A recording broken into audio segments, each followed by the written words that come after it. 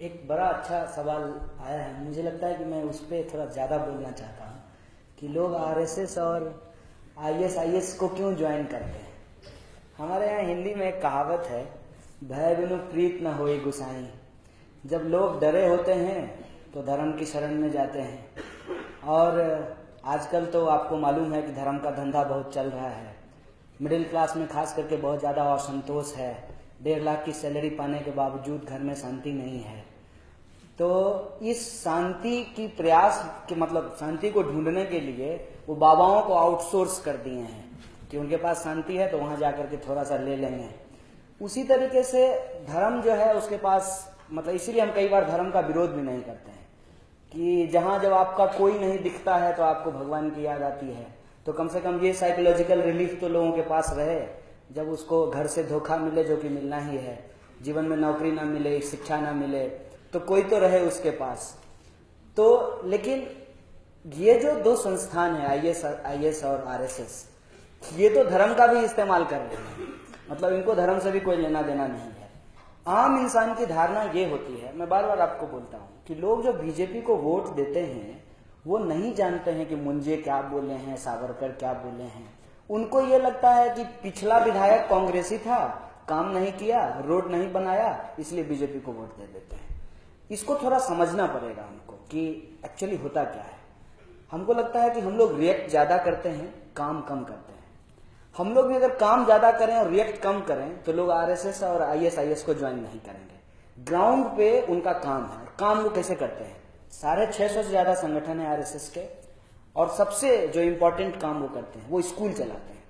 बचपन में ही बच्चे को उसके जो है माइंड को वो कैप्चर कर लेते हैं, और जब वो स्कूल से निकलता है तो फिर कॉलेज में, अभी झारखंड के अंदर वो लोग कमल क्लब शुरू कर रहे हैं। पब्लिक फंडेड जो रिसोर्सेज है उसका इस्तेमाल करके अपनी आइडियोलॉजिकल ट्रेनिंग लोगों को दे रहे हैं। आदिवासियों के बीच में उनका बनवासी कल्याण समिति चलती है। अब तो जो है माइनॉरिटी को भी कैप्चर करने के लिए उन्होंने जो है एक मुस्लिम फ्रंट बना दिया है। तो वो ग्राउंड पे जो है बहुत काम करते हैं, और इस वजह से जो है लोग उनके साथ जुड़ते हैं। नहीं तो उसमें मतलब कितनी बोगस बात है उसको मैं आपको बताता हूँ। एक वीडियो देखा था जिसपे ये दिखाया था कि मुजफ्फरनगर के अंदर उस इलाके में आरएसएस जो है सुबह सुबह लोगों को लाठी चलाने की ट्रेनिंग देता है, और ये कहता है कि आईएसआईएस का हमला होने वाला है। सपोज कीजिए कि आईएसआईएस का हमला हो गया तो वो AK-47 से अटैक करेगा और ये उसका मुकाबला लाठी से करेंगे। तो दरअसल क्या करते हैं ये लोग, खौफ, डर, जो टेरर है उसको ये लोग फैलाते हैं समाज के अंदर, और दोनों एक दूसरे की मदद करते हैं। तो अगर आरएसएस बड़ा होगा तो ऑटोमेटिक जो है इस्लामिक फंडामेंटलिज्म के लिए स्पेस समाज के अंदर बनेगा। अब मैं आपको बार बार ये बात बोलता हूं कि अगर मुस्लिम लीग चुनाव जीत गया होता और कांग्रेस चुनाव हार गई होती तो देश का बंटवारा नहीं होता। ये जो इस देश का सेकुलर क्रेडेंशियल है वो सिर्फ किसी पॉलिटिकल पार्टी के ऊपर निर्भर नहीं करता है। वो हमारा ट्रेडिशन है। वो बुद्ध की परंपरा, कबीर की परंपरा, गुरु नानक की परंपरा, सूफीज्म का जो इतना स्ट्रॉन्ग ट्रेडिशन इस देश के अंदर रहा है, उसके चलते एक सेकुलर क्रेडेंशियल है। तो पूरी की पूरी जनता जो है वो कम्युनलाइज नहीं हो गई है। मैं आपकी बात से सहमत नहीं हूं। पूरी की पूरी जनता कम्युनलाइज नहीं हो गई है, लेकिन उनका काम इतना जबरदस्त है, इतना ग्राउंड पे वो काम करते हैं, और पॉलिटिकल इकोनॉमी को इतने अच्छे तरीके से उन्होंने मास्टर किया है कि लोगों को रोजगार मिलनी नहीं है। 65% यूथ, और कितना बड़ा बकलोल है इस बात को आप समझिए कि अपना चेहरा छोड़ करके मोदी का हवा लगा करके घूमता है।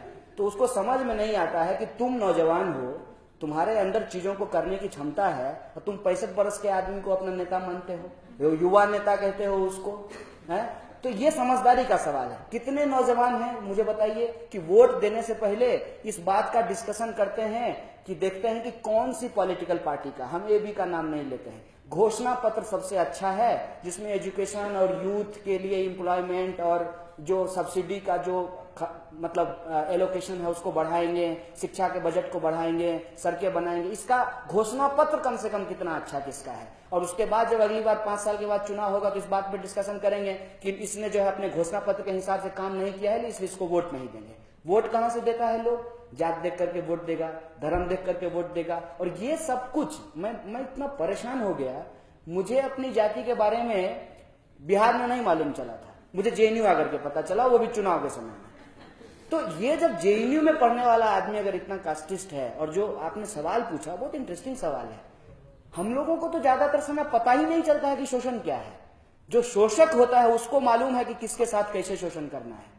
अगर हमको एक्सक्लूड करना है सिस्टम से तो कभी बिहारी बोल करके एक्सक्लूड कर देगा, कभी बोलेगा कि इसको बढ़िया अंग्रेजी नहीं बोलने आता है, कभी ये बोल करके एक्सक्लूड कर देगा कि इसके पास ड्रेसिंग सेंस नहीं है। एक्सक्लूजन के अलग अलग लेवल होते हैं और इसी डिफरेंसेस में तो हम फंसे हुए हैं। हम कहते हैं कि वो कश्मीरी है, ये बिहारी है, वो महिला है, ये हिंदू है, वो मुसलमान है, ये बरेलवी है, ये देवबंदी है, इसी में तो हम फंसे हुए हैं। हमारा सवाल यही है कि आज के समय में अगर आप सोशल ट्रांसफॉर्मेशन चाहते हैं, अगर आप चाहते हैं कि टेरर सोसाइटी के अंदर खत्म हो, तो क्या हो सकता है? आपको इक्वलिटी के प्रयास करने पड़ेंगे। कितना स्मार्टली जो है वो यूज करता है एकल हिंदू का नारा है आरएसएस का।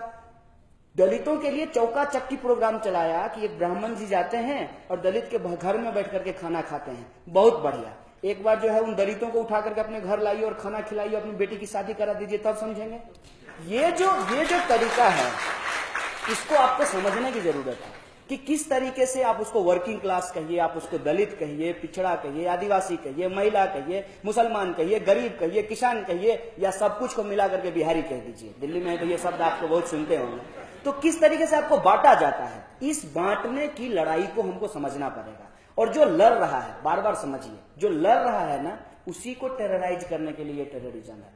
जो सोया हुआ है उसके लिए उसको क्या दिक्कत है? उसको तो बहुत अच्छे से वो चला रहा है, उसको कोई दिक्कत नहीं है, उसको ओवैसी से दिक्कत नहीं है, उसको और भी जो दूसरे लोग हैं जो एक्सट्रीम बात करते हैं उससे दिक्कत नहीं है। उसको मैंने क्या कहा, उसको दिक्कत किससे होती है? उसको दिक्कत संदीप पांडे से हो जाती है कि चरखा चला रहा है और कहता है कि गांधीवादी है और बात मार्क्सवादी करता है। उसको इस तरीके के लोगों से दिक्कत होती है जिसको वो टैकल नहीं कर पाता है। और पॉलिटिकल इकोनॉमी का जहां तक सवाल है, ये सिस्टम का क्राइसिस है। सबको रोजगार नहीं दे सकता है, सबको शिक्षा नहीं दे सकता है, और जो इस सवाल पे लड़ेंगे उनको टेरराइज किया जाएगा, टेरराइज किया जा रहा है। लेकिन उसका एक ही रास्ता है, जो आपने कहा कि जो अच्छे प्रोग्राम इस देश के अंदर पहले से बने हुए हैं हम उसी को बार बार रिक्लेम करें। और उसमें सबसे अच्छा प्रोग्राम अगर कुछ है तो हमारे कॉन्स्टिट्यूशन का प्रियम्बल है, हमको उसको रिक्लेम करना चाहिए।